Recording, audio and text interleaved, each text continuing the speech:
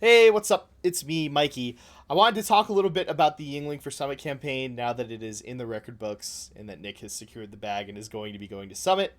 Very excited about that, and there's obviously been some, really amazing and overwhelming support from a whole bunch of different people in the past couple of weeks that I'd like to acknowledge. But also, I do think it's worth recognizing that there are legitimate frustrations that people have with players who frankly would deserve to go to a tournament like Summit based on their skill level, either potentially not going to be able to make it into the tournament or having to qualify through rollback rumble at this point. Um, but also some frankly pretty mean things that have been said and some straight up untrue things that have been said about the campaign and about Nick. So I guess I'd like to start with, how this whole thing got started, why we thought it would be a good idea for Nick to get into Summit, and why Nick wanted to get into Summit. Uh, obviously, I think it's fair to say that Nick is a meme pick here.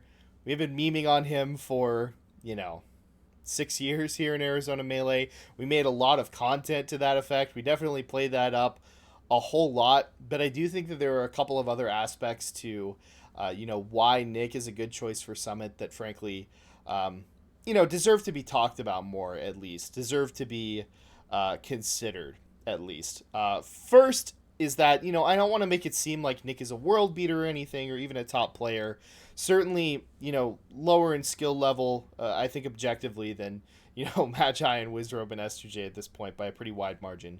But, uh, Nick is not just doing this to be the meme pick for him anyway. He legitimately sees it as a way to improve himself in Melee, which is something that he's cared about for a really long time. Anyone in the Arizona Melee community, I think, can attest to that. He's been consistently ranked here for the past couple of years. He has been playing a lot of Melee for the past 5 years, plus even. And we all know this about him. And obviously the Leffen coaching thing is proof in the pudding, so to speak, that Nick cares about this quite a bit and is taking this opportunity seriously. But I think also that part of what didn't get borne out in sort of people not knowing who Nick was and then trying to find information about him was that they would go to like Liquipedia or PG Stats and comb through his results, which admittedly, like, there's a lot to pick apart in there, right? There's a lot to look at and criticize. If you're the kind of person who's going to be voting for people for Summit based entirely on their skill level, and unfortunately, there's some information missing there because, our locals that we run in Arizona are on Challenge, so they're not included in those platforms, as well as the training mode tournaments that he entered that were in the ladder format. A lot of that information is also missing from there, and a lot of his good results come from those things. So unfortunately, a lot of that info is missing. So, I don't want to sell Nick short in terms of his competitive desire to be part of Smash Summit. That certainly is a big factor here. Although, like I said, clearly a meme thing, right? Like that played a huge part in this. The other thing that I think is absolutely worth mentioning as a part of this is the impact that Nick has had on the community. And that's one of the things that I think people have been really misconstruing about the campaign, that it's like comprised entirely of like a few people who are giving Nick like a lot of money to go to Summit or something like that. If you've been paying attention, I think that that's not true just by looking at your timeline on Twitter and seeing all the fish profile picture. We did a frame one raffle for votes, and I fielded DMs from everyone who was entering that. I saw screenshots of 150 people's Yingling votes, and that only accounted for 18,000 of the 170,000 that we ended up getting, or something like that. I think it's more. I think it's 176 actually. So there were a shit ton of people, frankly, who voted for Nick to get into Summit, and that came about, not just as a result of people looking on Twitter and saying, "Hey, I think this is funny." I think a lot of that came about from legitimate reasons. Either one, people who have been directly a part of Nick's impact on the community, whether that's Smash Camp, Nick Yingling, Dave and Buster's Melee experience, anything like that. or two, people who saw that story, who saw, us talking on Radio Melee, or who saw me talking to Hugs, and resonated with the story that we were telling. And if you haven't heard it, I think it's worth retelling here. So I believe that a really big reason that Nick is deserving of a summit spot is that he really has poured his heart and soul into Melee for the past few years in a number of different ways while working full time. I think he presents a sustainable vision for how Melee is going to look moving forward. We're not getting any younger.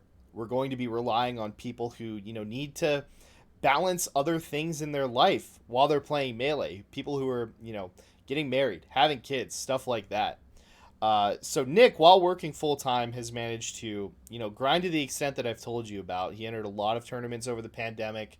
He's, paying for professional coaching by one of the best players in the world. He's entering 2 locals a week pretty much since we've gone back to that here in Arizona. So, he's obviously taking that really seriously, as well as, Nick is the ultimate hype man when it comes to thinking about things that are good for the Melee community, coming up with ideas that would be good for the Melee community. That's what me and him do. That's the dynamic of our relationship. And that's really kind of the energy, I think, that propelled this campaign forward, is just our desire to do something that was going to be cool, that us and our friends could do together. And that's evident in the work that he does with Smash Camp and with the Nick Yingling experience. And I think that's evident in the way the campaign shook out here also, because, it wasn't just people seeing a fish profile picture on Twitter and deciding, hey, this is fucking funny, I'm down with this. Nick has a lot of friends in the Melee community, and that's just the kind of person that he is. He went out here, name searched on Twitter, and if somebody was, legitimately curious about who Nick was, he'd hold the hand out, say, "What's up? It's me." How's it going? And I think also it's worth noting that, Nick is a dot kid, right? He hasn't been around a super long time. He's been around since 2014, 2015. And I think that it's important for us to be telling the story about people who are coming into the community and having a very quick impact, having an immediate impact almost. Because I do think it's kind of intimidating to come into a community that's 20 years old and, try to make a name for yourself there. And I don't necessarily think that people should be trying to do that, as their primary motivator for coming into Melee. I think that it almost comes naturally as a part of being involved and, trying to help in the ways that you can within the Melee community. And there are so many ways to do that, whether it's by grinding and becoming really good like we've seen with Zane, whether it's running tournaments like Nick has done, or, other dot kids who are running big tournaments like Shi Dang or Aiden, the full Bloom staff, whether it's making content. I'm pretty inspired by Bottom of the Smash Mountain, which is run by this guy Jesse, who is pretty new to the community, right? And so he's kind of just putting himself out there, just talking to people about their experiences in the community as part of his sort of introduction to it. So, it's not just being a top player, it's also making content, it's also running tournaments, it's doing things that you think would be good for the community. And I think Nick really exemplifies that. I think that is what people have latched onto about Nick. They know how much he loves Melee. They've seen it. They've seen the work born out into the world. And I think that's a lot of what people have been attracted to about this, aside from, the memes. So, I think that a lot of the sentiment that I've seen, unfortunately, about this has been one of, Nick knows that he doesn't deserve this. I've seen people suggest that he should give up his spot. I've seen, every take you can imagine in the book about why this is, why this is bad for the community, this and that. But I think legitimately that if you and your friends were in this situation, I think most people would do the exact same thing that we did. I think it's unconscionable to do anything else, really. I believe that at the core of the Smash community is a desire to do cool things with your friends. Whether that's, sitting around a CRT and playing, whether that's running tournaments, whether that's making content. And this was a really sick opportunity to do that. It was really cool. It's probably my favorite thing that I've ever done. And Smash Camp is amazing, but this was something else. This was a league of its own. This was absolutely incredible. Uh, and I really do think that it's what drives me and what drives people like me.